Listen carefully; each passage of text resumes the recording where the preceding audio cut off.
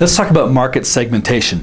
This is a key ingredient to your overall market analysis. You can say we've got a giant universe out there of people who can buy our product.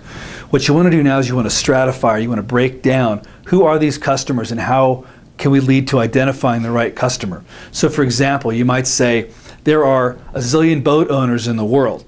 That's nice.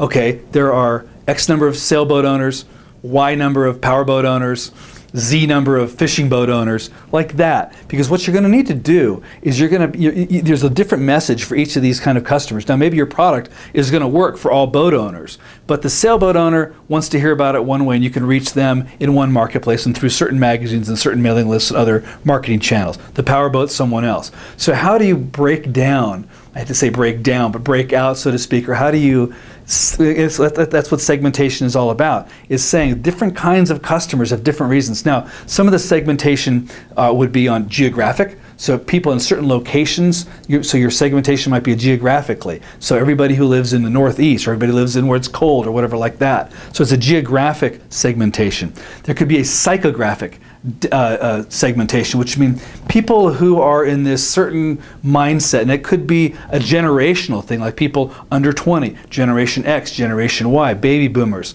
people who are retired. So you're segmenting those kinds of people, why they would it would appeal, why your product or service would appeal to that particular market, those group of people. You could have a technological segmentation. Look, there's people there who just are technologically, don't get it at all. Then there's people who are just, they live, eat, sleep, breathe technology, and they got to have it all over the place. Then there's the people in between. So technologically, how technologically literate does each market segment need to be to use your product? It can be something like that.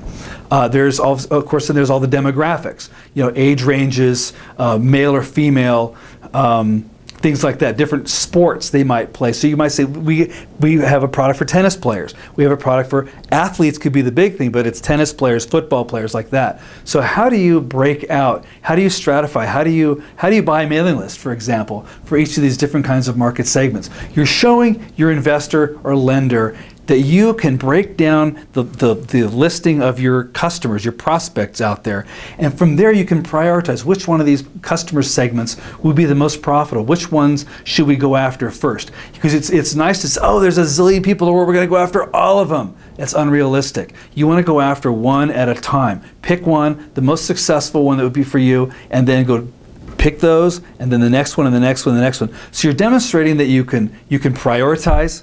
You're demonstrating that you're not going to spend all your money and just and fritter your money away on and go really, you know, broad and shallow. Here you're going deep in certain categories, getting a foothold, getting a success, a beachhead in each one of those markets, and then you can get that, and that generates money on its own. The pump is primed. Then you can go to the next one and build that business based on, hey, look, the success in this market segment did really well. Look what we did for these guys. That's part of your marketing. Then you go after the next segment, and you can go after these different ones, and you can experiment, you can test, you can talk to people, you can do surveys, you can do research, test market, go after these different market segments. And so that way, by segmenting your market, you can also boil down, you'll see later in the financial model, you can say there's X number of these people, we think we can sell a Y percentage of those.